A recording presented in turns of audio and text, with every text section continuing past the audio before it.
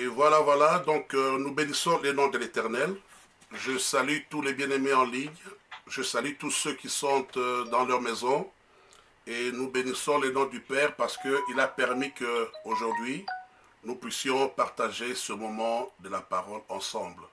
Et c'est notre dernier dimanche de l'année, comme nous le savons.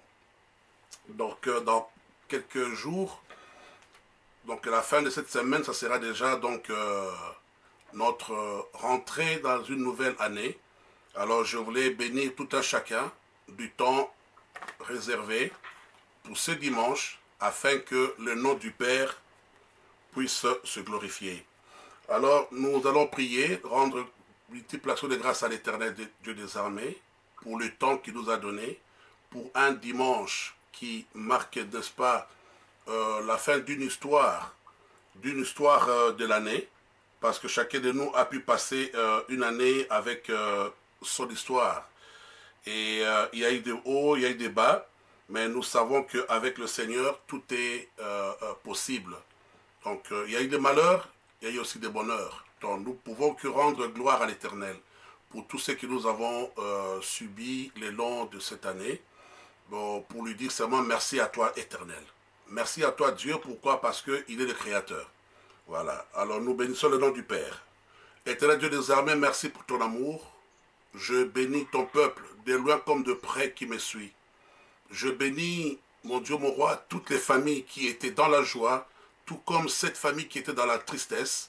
Mais les deux, nous pouvons seulement te rendre multiples actions de grâce. Parce que la Bible dit de te glorifier en toutes circonstances. Et dans toutes les circonstances de cette année 2020, ton peuple t'a glorifié dans tous les sujets possibles. Que ton nom se glorifie en ce dimanche, que ton nom se glorifie dans ce message, et que mon frère, ma soeur, reçoit ce message partout où il se trouve en ce moment, et que ta paix, ta grâce lui soit accordée dans le nom puissant de Jésus de Nazareth. Amen, amen. Voilà, que le Seigneur soit glorifié. De quoi sera notre message d'aujourd'hui? Nous sommes toujours dans notre message, donc le thème principal qui est, n'est-ce pas, les œuvres de l'Esprit. Parce que chaque enfant de Dieu a le droit, n'est-ce pas, de manifester les œuvres de l'Esprit qui est en lui. Et derrière toutes choses, dans la vie de l'homme, dans chaque situation, il y a un esprit. Il y a un esprit qui manifeste. Il y a un esprit qui agit dans toutes circonstances possibles. C'est pourquoi les œuvres de l'esprit sont tellement importantes. Parce que si les fruits de l'esprit ne se manifestent pas dans l'homme, ça sera difficile et pour que cette personne puisse avoir, n'est-ce pas, le droit de glorifier le Seigneur au royaume des cieux. Nous ne prions pas dans ce monde pour avoir que les belles voitures, des belles maisons, mais nous prions dans ce monde pour accomplir une mission. Et cette mission nous est donnée comme un travail. Chaque enfant de Dieu a une mission à accomplir sur cette terre. Celui dont Christ fait partie de sa vie, il dit, voilà, je fais rentrer Christ dans ma vie, je l'accepte comme Seigneur et Sauveur, comme mon Rédempteur. Celui-là, c'est un enfant de Dieu, parce que les fruits de l'Esprit, comme nous avons lu dans Galates, ce sont des fruits qui manifestent au-dedans de lui. Quels sont ces fruits? C'est l'amour, la patience, la paix, la bienveillance, n'est-ce pas? Et surtout lorsque nous parlons de l'amour, l'amour est quelque chose qu'on donne à l'autre qui est en face de toi. Christ dit, aimez-vous les uns les autres. Alors, pour nous aimer, pour que le monde sache, nous sommes ses enfants, l'amour est quelque chose qui est donné et qui est donné par les actes dont la personne qui est en face de toi découvre que cette personne m'aime. Ce monsieur m'aime, cette femme m'aime, cet enfant m'aime. Et à partir de ce lien d'amour, nous créons une vie et nous créons, n'est-ce pas, quelque chose de valeur.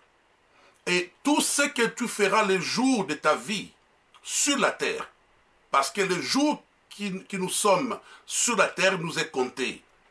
Et tout est compté, tout est su devant l'Éternel.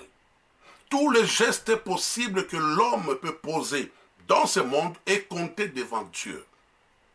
Dieu ne laisse rien au hasard parce qu'il sait que j'ai une mission, vous avez une mission, nous avons tous une mission à accomplir sur la terre, sachant glorifier le nom du Père, aimer son prochain, participer au malheur de l'autre, essayer d'approcher son bien-aimé dans le bien tout comme dans le mal. Quand il y a même des difficultés, sachons comment terminer le problème, sachons comment amener le problème, n'est-ce pas, à sa fin, mais pourvu qu'il n'y ait pas un trait de difficultés ou des mécènes à l'intérieur. Il faut que l'amour puisse même séparer les gens. Il faut même que la mort soit acceptée à un moment donné, parce que c'est la vie d'une personne qui termine sur la terre. Or, nous savons une autre vie nous attend, n'est-ce pas, là-haut dans les cieux. Et c'est ça la vie d'un homme. Et les fruits de l'esprit sont tellement importants en ce moment-là pour que nous puissions les avoir. Et si les fruits de l'esprit ne se manifestent pas en nous, alors frère, ça sera vraiment un grand problème. Ma sœur, il faut que les fruits de l'esprit se manifestent dans la vie de tout un chacun. Voulu pas, un enfant de Dieu doit porter des fruits dignes. Alors, notre sous-thème, c'est le travail qui m'est confié, non pas par le Seigneur, mais le serviteur ou le travailleur négligent. Celui qui néglige l'œuvre de Dieu. C'est un travailleur. C'est celui qui a un travail. C'est celui qui est appelé, n'est-ce pas, à faire quelque chose. Mais s'il est négligent, il va aussi recevoir sa récompense. Parce que tout travail mérite une récompense. On peut même pousser une voiture pour que la voiture démarre. Mais le fait de pousser, une fois la voiture a démarré, vous allez voir que le propriétaire de la voiture va sortir des fusques et des billets pour donner à ces enfants-là, les encourager parce que prochainement, ils seront toujours utiles à l'aider et à avancer pour que la voiture démarre ou pour une autre chose. J'ai dit au début que nous sommes tous des missionnaires parce que la mission nous est donnée par le maître que nous avons accepté. Bien-aimés, vous avez accepté Jésus pour que celui-ci demeure au-dedans de vous et qu'il ne soit pas à l'extérieur de l'homme. Si Christ est au milieu de nous, c'est-à-dire que les fruits de l'esprit vont aussi manifester au-dedans de nous. Mais est-ce que c'est ce que nous voyons aujourd'hui? Regardons l'année 2020. Si nous pouvons aujourd'hui suivre ce message et que je puisse comment me mettre devant vous, vous enseigner cette parole, c'est parce que Dieu est bon. La bonté de Dieu s'est manifestée en toi. La bonté de Dieu s'est manifestée en moi. Et ça fait que nous sommes là, vivants, écoutant la parole du Seigneur. Nous sommes là, vivants, nous voyons nos familles. Nous pouvons courtoyer nos amis. Nous pouvons courtoyer, n'est-ce pas, les frères et sœurs de l'Église. C'est l'amour du Père.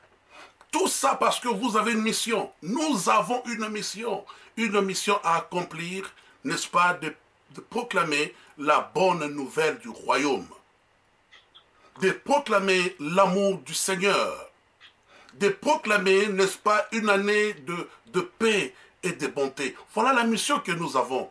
Voilà la mission que chacun de nous a. Et il doit savoir tenir bien ce travail et faire cette mission pour que le maître de cette mission se glorifie. Bien aimé, si nous avons les fruits de l'esprit au-dedans de nous, et que ces fruits ne se manifestent pas, c'est le problème des racines.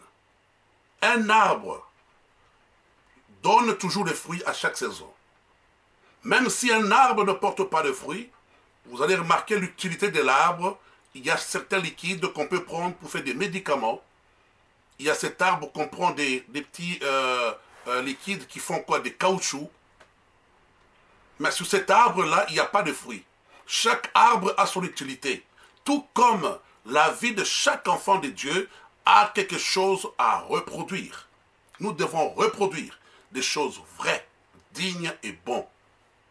Où est le mal de Dieu? Il a fait de sorte que nous vivons cette année, jusqu'à aujourd'hui le 27. Où est le mal de Dieu? Bien-aimés, chaque jour dans nos vies est un jour de bonheur.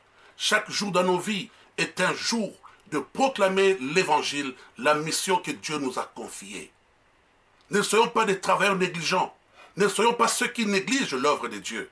Non, nous devons être ceux qui annoncent, qui proclament la bonté. Là où il y a le trouble, nous apportons, n'est-ce pas, la paix. Nous apportons la joie. Que ces personnes se réjouissent, même s'il y a un deuil. Quand il y a même un décès, ça doit faire de nous une bonne nouvelle. Nous devons accepter. Pourquoi? Parce que le Seigneur a décidé de prendre l'âme de son enfant.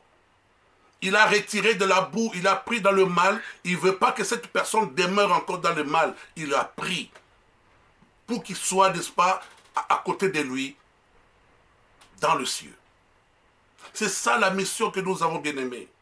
Même si on vous vole quelque chose, même si ton mariage connaît des pierres et des épines, n'abandonne pas. Il faut se dire, c'était le moment là, la saison là était ainsi, que tu passes dans ces difficultés-là. Mais cela ne fait pas de cela de nous l'abandon de l'Éternel. Beaucoup ont neutralisé, ont abandonné le travail. Mais moi je me pose la question, quelle sera leur récompense? Est-ce la récompense à l'Éternel Dieu pour nous? Est-ce le fait seulement de chanter? Est-ce le fait seulement de prêcher? Est-ce le fait d'aller à l'église? Voici le temps que nous sommes actuellement avec cette pandémie. Beaucoup sont privés, n'est-ce pas, d'ouvrir la porte de leurs églises. S'il faut que les gens rentrent dans une église, le gouvernement vous donne un nombre limité. Un nombre limité. Mais dans un filet, lorsqu'on jette un filet le long du fleuve ou d'une rivière, on prend des poissons au nombre que cela va rentrer dans le filet. L'eau ne peut pas nous obliger le nombre de poissons. Mais regardez, aujourd'hui, l'église est comme un filet. Dans ce filet, tous peuvent rentrer. Seul le vrai pêcheur, il sait qu'est-ce qui est utile à mettre sur la table et qui est consommable et ce qui n'est pas consommable. Mais aujourd'hui, c'est comme si l'eau va obliger, n'est-ce pas, que dans ce filet rentre que 3-4 poissons. Impossible. Mais cela est devenu possible pour les êtres humains, pour les vivants. Bien-aimés, les jours du Seigneur approchent. Les jours du Seigneur approchent. Quelle est notre mission, bien-aimés? C'est de proclamer la bonne nouvelle du royaume. Et proclamer ce message, et ceux qui nous écoutent doivent voir en nous, trouver en nous les fruits de l'esprit, doivent vivre cette parole-là au-dedans de nous. Ils doivent le voir sur nous, sur nos langages, sur notre façon de faire, sur notre façon, n'est-ce pas, de comprendre et de suivre les liens. Mais quel est l'état de l'Église aujourd'hui, bien-aimés? Qu'est-ce que nous voyons aujourd'hui? Je vais lire avec vous un passage biblique dans 1 Corinthiens. Nous sommes au chapitre 9, versets 16 à 18. 1 Corinthiens 9, 16 à 18. Si j'annonce l'évangile, ce n'est pas pour moi un sujet de gloire, car la nécessité m'en est imposée, et malheur à moi si je n'annonce pas l'évangile. Si je le fais de bon cœur, j'en ai la récompense. Mais si je le fais malgré moi, c'est une charge qui m'est confiée.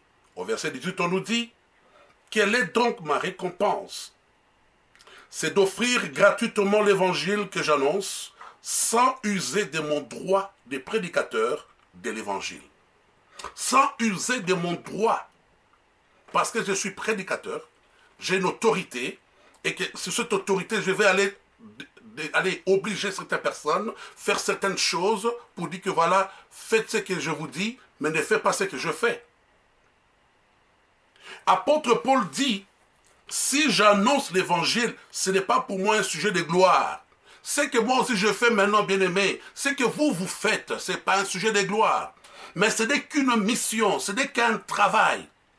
Ce n'est qu'un travail, bien-aimé, de proclamer le royaume des cieux. C'est une nécessité qui lui a été imposée. C'est une chose, c'est-à-dire que le maître nous dit, il toque à la porte, vous m'acceptez, je rentre. Mais au retour, faites ce que je vous dis. Allez annoncer ma parole. Allez annoncer au peuple n'est-ce pas, l'amour que j'ai pour vous. Allez annoncer au peuple le bienfait de l'Éternel.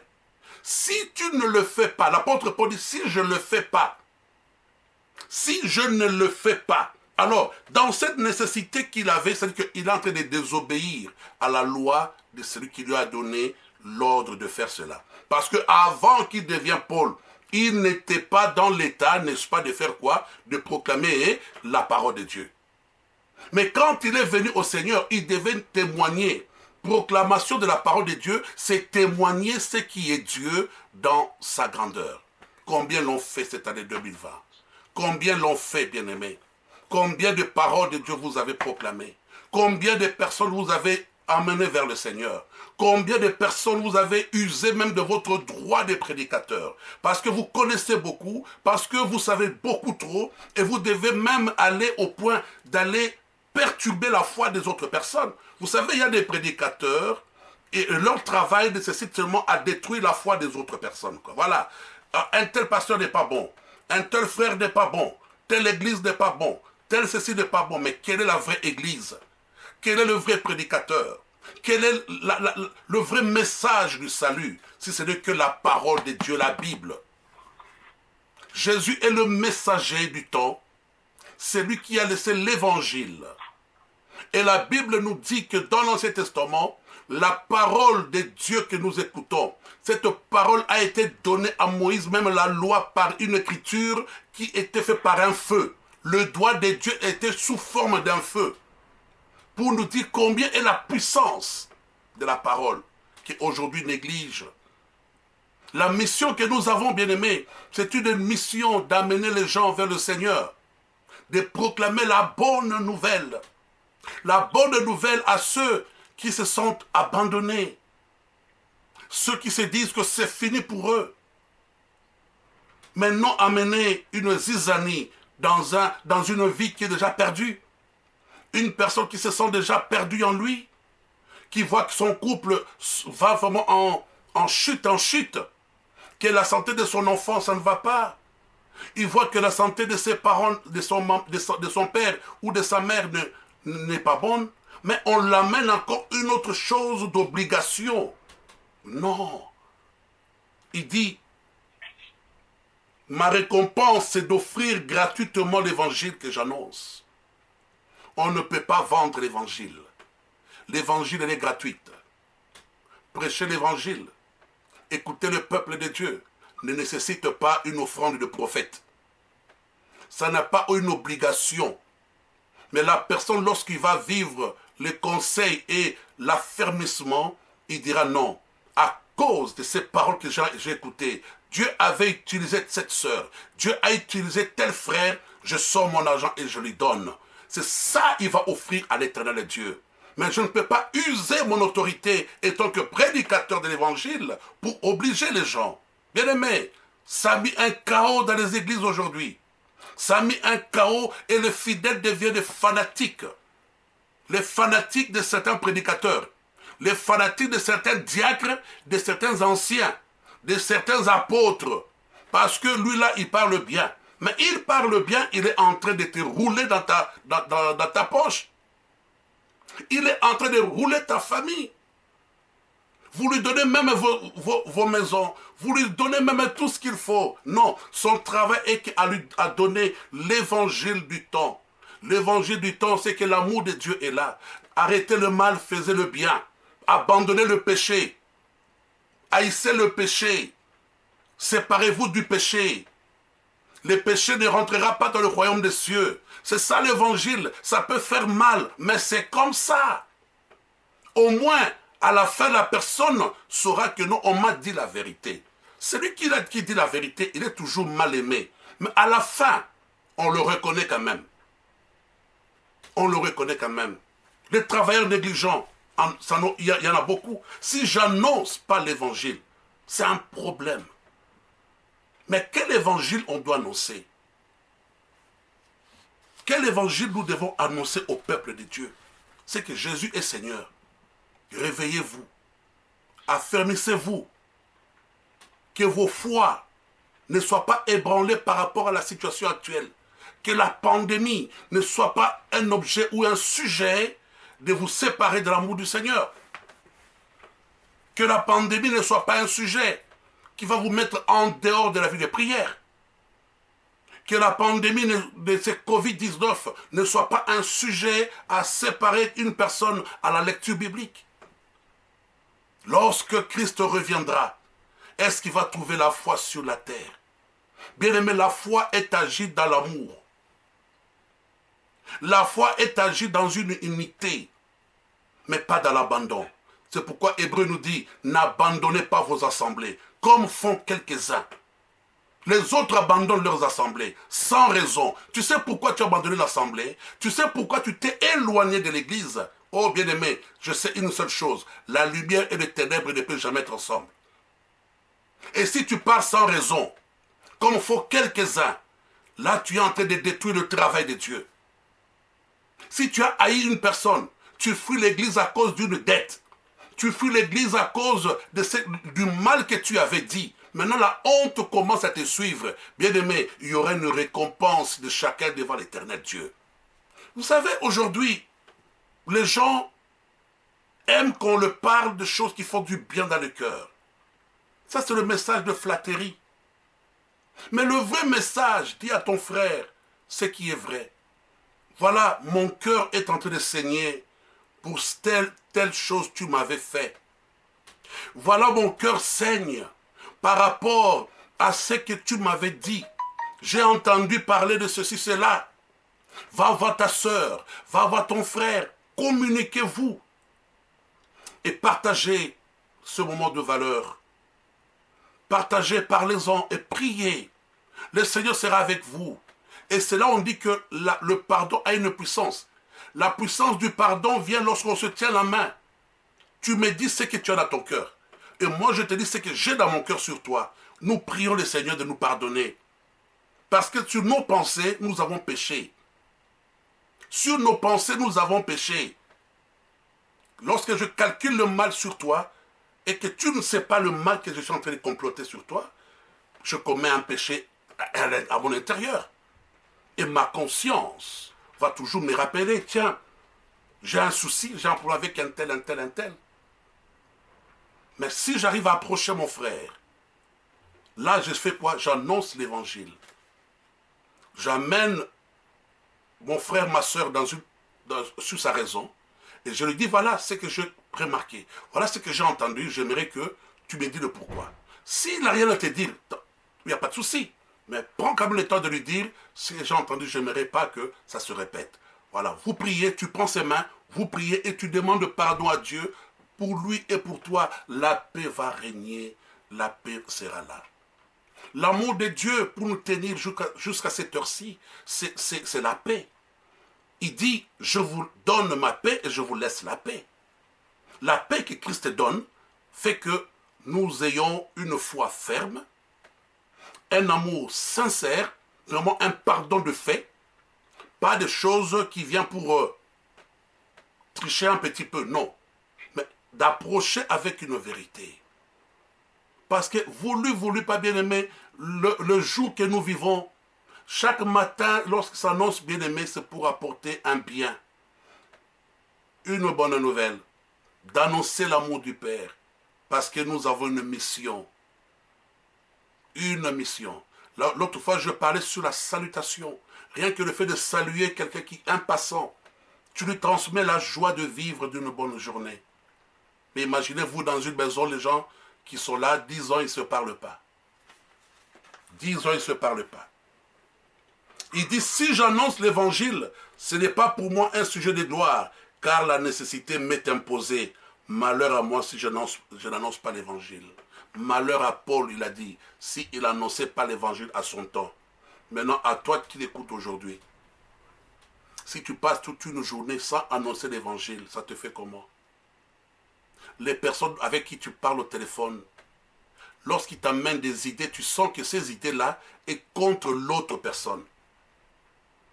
Quel est le message que tu apportes à ces personnes? Il faut avoir le courage de dire aux gens, non, ce que tu fais là est mauvais. Ce que tu fais là n'est pas bon parce que Dieu n'aime pas les gens qui murmurent de gauche à droite. Dieu n'aime pas que quelqu'un ait une dent contre l'autre. Bien-aimé, va lui dire c'est quoi tu as comme problème. C'est pourquoi beaucoup vont mourir avec des grains négatifs dans leur cœur, faisant de bonnes actions, opérant de très grandes missions humanitaires, mais dans leur cœur, il y a la haine sur un être humain. Yesue, Yesue, Yesue.